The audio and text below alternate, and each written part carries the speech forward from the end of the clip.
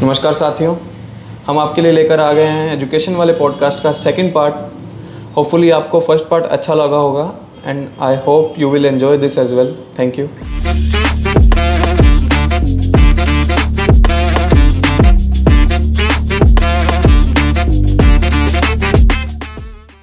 मैं एक सीबीएसई का फ़ायदा बताना चाहता हूँ कि जो सीबीएसई का जो पैटर्न है वो जो स्कूल तो जाते हैं बच्चे और उसके बाद घर आ जाते हैं। हमारी इंडियन सोसाइटी एक फैमिली ओरिएंटेड सोसाइटी है और इसी का फ़ायदा लेते हुए कि हमारी इंडियन सोसाइटी बच्चों के साथ इमोशनल अटैच रहे, इसका सीबीएसई का ये भी फ़ायदा है, मुझे लगता है। बिल्कुल, अगर correct me if I am not. CBSE guide करती है। Yes, you are very much right. CBSE even guides parents के लिए भी बहुत कुछ इशू है, कंटेंट इशू करती है, बहुत कुछ सीबीएसई इस बारे में बताती है कि how to deal with your kids. तो साइकोलॉजिकली किस तरह से हमें हर बच्चे के अकॉर्डिंग हैंडल करना है। इवन सीबीएसई ने मैनुअल इशू किए हुए हैं कि बच्चों की एडोलिसेंट एज में now CBSE has divided the total education in 4 parts. Foundational stage, that is nursery to 2nd standard. After that preparatory stage, that is 3rd to 5th standard. Then middle, that is 6th to 8th, and then last secondary stage 9th to 12th standard. तो हर एक phase के according CBSE ने study rational और उसका system different ways में issue किया हुआ है, but mainly it's child centric. और उसका फ़ायदा हमें उस फैमिली ओरिएंटेशन पे भी मिलता है एक लेवल पे आके। यस, बिल्कुल मिलता है, क्योंकि सीबीएसई अगर हम वेस्टर्न सोसाइटी से इसको कंपेयर करें, वहाँ पे फैमिली ओरिएंटेड नहीं होती, वहाँ पे एक सिंगल पर्सन ओरिएंटेड सोसाइटी है कि आप अपने कॉलेज किया या कॉलेज में एंटर किया तो you have to leave your parents home. देखिए, वो तो आपकी ये है ना कि आपने स्कूलिंग कंप्लीट कर ली, that is for higher education. जो आप बात कर रहे हैं, you are talking about higher education. तो हायर एजुकेशन में ठीक है कि बहुत ज़्यादा डिपेंडेंसी जो है, कहीं ना कहीं फॉरेन के सिस्टम यहाँ ठीक है कि वो बच्चों को इंडिपेंडेंट बनाते हैं, but there we lack a balanced attitude towards our kids. चलो, अब एक क्वेश्चन थोड़ा सा डीप, कि अगर सोचो कि आपको थोड़े टाइम के लिए एक एजुकेशन मिनिस्टर बना दिया जाए, तो आप क्या करोगे अपनी एजुकेशन के लिए, एजुकेशन इंडियन एजुकेशन के लिए या वर्ल्ड की एजुकेशन के लिए? क्या आप चेंजेस लाना चाहते हो? आपका वो क्या ड्रीम है? थैंक्स मोदी जी। सबसे पहले तो आई एम सो ऑनर्ड कि आपने इतना सोचा। चलिए, I will be very happy. देखिए, जब आपके पास पावर आती है तो ये कह देना बहुत आसान है कि हम ये कर देंगे, वो कर देंगे। तो मैं तो इंडियन सिनेरियो की बात करूँगी। सबसे पहले जो बात रहेगी वो टीचर टॉट रेशो पे बात रहेगी। जितनी भी ड्रॉबैक्स हैं इस सिस्टम की, that is due to poor teacher taught ratio. क्योंकि अब्रॉड की अगर बात करें तो वहाँ education system. Teacher taught ratio के बारे में थोड़ा सा एक्सप्लेन करना, वो होता क्या होता है? हाँ, टीचर टॉट रेशो ये है कि एक टीचर कितने बच्चों को पढ़ा रहा है। यहाँ पे जो एवरेज टीचर टॉट रेशो है, वेरी फ्रैंकली इट इज़ 1:50। कहने में कह देते हैं 50+ बच्चे बैठे होते हैं एक क्लास में, एक टीचर है। आप देखिए 40 मिनट्स के पीरियड में अगर 50 स्टूडेंट्स को अटेंड करना है तो क्या करेगा टीचर? उस टीचर को बैठना भी नहीं अलाउड, उस टीचर के ऊपर सर्विलेंस कैमराज भी लगे हुए हैं। सबसे पहले तो टीचर के ऊपर, teacher is the backbone of the school. Teacher के ऊपर कोई ट्रस्ट नहीं किया जाता। मैनेजमेंट को पैसा कमाना है, मैनेजमेंट ने कैमरा लगा रखा है, टीचर को चेयर नहीं अलाउड। रेस्पेक्ट तो हमने यही खत्म कर दी टीचर की, आपको बैठना भी नहीं अलाउड। टीचर क्या करेगा? टीचर विल प्रिटेंड, टीचर सब कुछ आर्टिफिशियल करेगा। और लिबर्टी से अगर टीचर बैठा है, जैसे भी टीचर अपने आप से पढ़ाए। कितने स्कूल ऐसे हैं आप मुझे बताइए सीबीएसई के, या आपकी अपनी स्कूलिंग रही है, कितनी लिबर्टी टीचर्स को दी जाती है? No no. उसको आते ही एक एसओपी पकड़ा दिया जाता है, स्टैंडर्ड ऑपरेटिंग प्रोसीजर।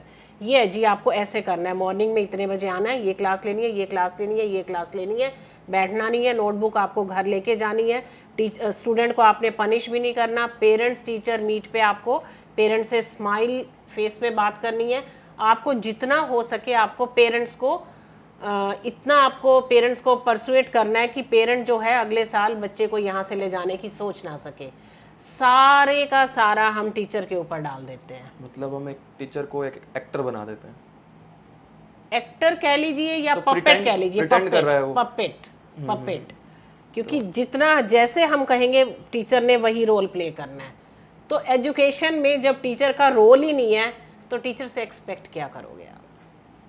तो coming back to the topic Yes. कि आपको पावर मिले तो आप क्या कर सकते हैं? सबसे पहले तो मैं टीचर टॉट रेशियो पे जहाँ से मैंने स्टार्ट किया था, मेरे अकॉर्डिंग मैक्सिमम 10 स्टूडेंट्स का एक ग्रुप हमें एक टीचर को हैंड ओवर करना चाहिए एंड ही और she should be responsible for the true education that I was talking about, knowledge, attitude and skills. हमने बच्चा पढ़ा दिया, बच्चा हमने इंजीनियर बना दिया, आपको नहीं पता कि बच्चे के घर में वॉशिंग मशीन खराब हो गई, बच्चे को ABC नहीं पता कि वो कैसे ठीक करनी है। तो एक स्किल्ड एजुकेशन भी बच्चे को देनी चाहिए। बच्चे को ये नहीं पता कि सोसाइटी में किससे कैसे बात करनी है, उसको हैंडल करना है, उसको अगर ग्रॉसरी करने जाना है तो उसको कैसे बात करनी है, उसको एक बच्चे को अटेंड करना है तो कैसे बात करनी है। So this is the attitude, कि एटीट्यूड हमारा लाइफ में मैटर करता है। This is the root cause of success और failure, you must be agree with it, क्योंकि एटीट्यूड सबसे ज़्यादा मैटर करता है लाइफ में। तो आप कुछ ऐसे चेंज और रूल्स जो चल रहे हैं हमारे सोसाइटी के नहीं सॉरी एजुकेशन के, तो उसमें कोई ऐसा रूल आप लाना चाहते हो? हाँ जी, सबसे पहले तो मैं यूनिफॉर्मिटी चाहूँगी कि थ्रू आउट नेशन एक बुक्स होनी चाहिए। ओके। सबसे पहले तो आप देखिए प्राइवेट पब्लिशर्स की हर स्कूल में अलग अलग बुक है। एक बच्चा 700 की एक बुक लेके पढ़ रहा है, वहीं NCERT की एक बुक आपकी 50 रुपीज़ की आ रही है। तो यूनिफॉर्मिटी कहाँ रही? We are unable to understand कि एजुकेशन कहाँ चली गई। ये तो 5 स्टार आपके ठीक है जी AC रूम्स हैं, इसमें आइए। बच्चे को हम क्या सिखा रहे हैं? बच्चे को आपको ये भी सिखाना है कि आप धूप भी सहन करनी सीखो, आप गर्मी भी सहन करनी सीखो, आप बच्चों को शेयरिंग भी सिखाइए, आप केयरिंग भी सिखाइए। तो एक ऐसा मेरे अकॉर्डिंग मोदी जी एक सिस्टम ऐसा होना चाहिए, एटलीस्ट कुछ मिनिमम रूल्स जो हर स्कूल को फॉलो करने जरूरी हो। तो अभी जो एक एनोनिमस सा एक पैटर्न चला हुआ है, I am unable to understand that, कि हर स्कूल ना होकर वो एक तरह का आपका बिजनेस बना हुआ है कि ये इसका इतना है, इसका इतना है, इसका इतना है। ये मुझे भी अपने स्कूलिंग में लगा, अपने कॉलेज में या स्कूलिंग में, कि हमारी जो बुक्स हैं, जो NCERT भी है चाहे, वो बहुत टाइम से अपडेट ही नहीं हुई। तो रेगुलर अपडेट भी होना चाहिए नहीं, इसका अपडेशन अब हो रही है काफ़ी कुछ। NCERT और SCERT भी इस बारे में बहुत कुछ कर रही है। बुक्स में तो अपडेशन चल रही है, even they are providing too much content to help that. So अब देखिए, अब तो एजुकेशन वैसे भी टोटली जो है टेक्नोलॉजी की तरफ ट्रेंड आ गया। कोविड ने सिनेरियो ही चेंज कर दिया एजुकेशन का, तो ऑनलाइन कर दिया, काफ़ी ऑनलाइन कर दिया था। तो अब तो वैसे भी बहुत कुछ चेंज आ गया। If we want to learn we have to. और अब आप आर्टिफिशियल इंटेलिजेंस ले लीजिए, अब तो AI जब से आया है, अब तो एजुकेशन का even you may think about the after effects of AI। अब तो आप एक क्लिक पे चैट GPT पे, बच्चे को भी पता है कि मुझे एक पोएम लिखनी है, चलिए जी write a poem for me. How the teacher knows कि बच्चे ने लिखी है या बच्चा AI के मीडियम से इसको लिखवा के आया है। तो even at this time everybody is confused कि एजुकेशन को किस डायरेक्शन में ले जाया जाए। ये जो लेटेस्ट, मतलब इवन एटॉमिक बॉम्ब से भी ज़्यादा डेंजरस ये जो आया है AI जो अब इंट्रोड्यूस हुआ है। So even higher authorities also thinking about that. नहीं, AI तो हम भी यूज़ करते हैं अपने चैनल के लिए, जो भी हमें डिस्क्रिप्शन लिखनी होती है। सो कुछ फ़ायदे भी हैं उसके। बट आप देखिए ना, AI से अब बच्चे तो को, मुझे ऐसे लगता है कि टीचर्स को उसका फ़ायदा ज़्यादा पता होना चाहिए कि वो आगे बच्चों को AI का यूज़ एक मिनिमम लेवल पे कितना सिखा सके। देखिए ये जो ब्रेन है, इसको हम जितना यूज करेंगे ब्रेन को, that will be beneficial for us. आप नेचर का एक लॉ जानते होंगे कि जिस ऑर्गन को हम यूज नहीं करेंगे वो ऑर्गन क्या हो जाएगा, एलिमिनेट हो जाएगा, राइट। अब क्या है, पहले आप लगा लीजिए हम लोग थे, हम लोगों को लाइब्रेरी में जाके बुक्स देखनी पड़ती थी, बुक्स में से कंटेंट निकालना, नोट्स बनाने। उसके बाद नेक्स्ट जनरेशन आई, अब उनको क्या था, गूगल करना होता था, ब्राउज करना होता था, गूगल बाबा को बोलो सब कुछ दे देता था। Now it's most easiest. अब आप चैट जीपीटी को बोलो कि ओके ये चीज़ दे दो, वो दे देगा। अब बताइए कि अब हम कहाँ खड़े हैं, हमारी एजुकेशन कहाँ खड़ी है, हमारी जनरेशन कहाँ खड़ी है। Now it's time to decide about the things. Maybe ChatGPT is the new teacher. You may say, but now where the students are going to opt for right or wrong, ये तो teacher ही कान पकड़ के बता सकते हैं ना कि आप किस डायरेक्शन में जा रहे हो। तो यहाँ उसके ऑप्टिमल यूज पे we have to be very careful. I think so government is also sensitive on this issue. They are also going to I mean implement some of the tools. some of the rules, or even you say some of the limits on that. हाँ हो सकता है, but अभी तक तो ऐसा है नहीं कुछ। नहीं, उनके लिए भी नया है ना, जो एक बिल्कुल एक नया ही सेनेरियो निकल के आया है, तो उसको अडॉप्ट करने में, उसके ऑप्टिमल यूज को डिसाइड करने में it takes time. But at this time तो एवरीबडी इज कंफ्यूज कि ये क्या है। स्कूलिंग में और एजुकेशन में या स्कूलिंग में कोविड का एक बहुत बड़ा इम्पैक्ट रहा है, तो 2020 एंड 2021। तो वो क्या चेंजेस आए उसके बाद? जॉब्स के ऊपर तो आया ही है कि वर्क फ्रॉम होम तो बहुत बड़ी चीज़ हो गई अब। तो एजुकेशन में उसके ऊपर उसके बाद क्या चेंज आया? देखिए, मेरा तो बड़ा डायरेक्ट एक्सपीरियंस रहा।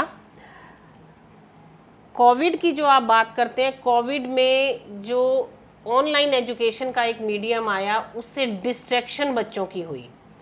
But on the parallel side I would like to say, क्योंकि मैंने इस सिचुएशन को, मैं इसके लिए कॉन्फिडेंट हूँ कि मैंने इस सिचुएशन को ऐसे हैंडल किया कि कोविड में भी हमने बच्चों पे 1-to-1 ग्रिपिंग रखी। तो एटलीस्ट मैं अपने स्कूल के बारे में ये कह सकती हूँ कि जय पब्लिक स्कूल में जब मैंने प्रीवियस काम किया, 80% of the students were on the right track. While many schools complain कि कोविड ने ये कर दिया, कोविड ने वो कर दिया। देखिए, अगर हम अपने बच्चों के साथ कनेक्टेड हैं, अगर हम उनको बता रहे हैं कि ऑनलाइन को आपने कैसे ग्रास्प करना है, ऑनलाइन एजुकेशन में डिस्ट्रैक्शन आई है, वहाँ डिस्ट्रैक्शन आई है जहाँ हमारी कनेक्टिविटी अपने बच्चों के साथ ख़त्म हुई है। दुनिया की कोई भी डिस्ट्रैक्शन तब तक आपको इफ़ेक्ट नहीं कर सकती जब तक आप खुद इंटरेस्टेड नहीं हो। Unless and until you are connected with your student, with your own child, your child is always safe with you. Online education से मैं एक रिलेटेड क्वेश्चन पूछना चाहता हूँ कि जो आजकल हर साइट पे आपको वो मिल जाते हैं कोर्स, कुछ भी आपने करना है कोर्स मिल रहा है उसका। अगर आपने फॉर एग्जांपल यूट्यूब एडिटिंग सीखनी है, या आपने किसी एग्ज़ाम की तैयारी करनी है, उसका कोर्स आपको ऑनलाइन घर बैठे कुछ पैसे दे के मिल जाता है। तो उसके ऊपर आपके क्या व्यूज़ हैं? It's a matter of I mean very resourceful things कि हाँ बहुत कुछ मिल रहा है बच्चों को। तो बहुत कुछ उसमें मिस भी हो जाता होगा कि जो फेस टू फेस टीचिंग से बहुत चीज़ें और भी सीखने को मिलती हैं। देखिए, ह्यूमन टच तो अनकम्पेरेबल है, any time it's uncomparable. Human touch जहाँ काम करेगा वहाँ मशीन लर्निंग कभी काम नहीं कर सकती। So again I am saying balance of technology and human touch is very beneficial for the student. Okay. Under the guidance of able teachers, student can learn. आप टीचर्स को रिप्लेस नहीं कर सकते।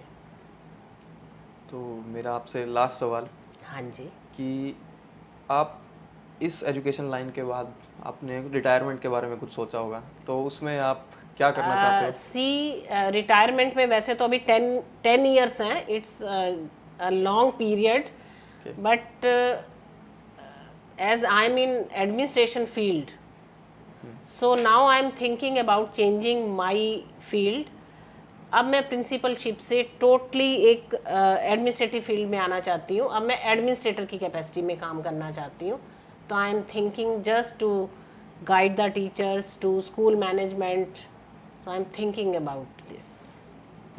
फिर वही है कि आपको एक बंदे बनाए रूल्स में काम करना है। जब आप बहुत टाइम तक एक रूल्स के अंडर काम करते हैं, तो जो मैंने अब जहाँ से बात की शुरुआत की थी कि आपकी इनोवेशन, आपकी क्रिएटिविटी कहीं खो जाती है, वो बात एक बच्चे के लिए भी सच है, एक टीचर के लिए भी सच है, एक एडमिनिस्ट्रेटर के लिए भी सच है। तो मुझे भी लगता है कि अगर मैं मैनेजमेंट के दिए हुए रूल्स में काम करूँगी तो शायद मैं पूरा ना कर पाऊँ। I want to do a lot for the children. तो मैं ये कहना चाहता हूँ ये काफ़ी ब्रेव स्टेप है कि इतने साल के एक्सपीरियंस के बाद आप कुछ नया ट्राई करना चाहते हो। हाँ, मैं करना चाहती हूँ, मैं एक्सपेरिमेंट करना चाहती हूँ बच्चों के साथ भी। ठीक है, कोई बात नहीं, आज बच्चों का नहीं पढ़ने का मन, वो प्लेग्राउंड में आके 2 घंटे क्या करना चाहते हैं करने दो उनको।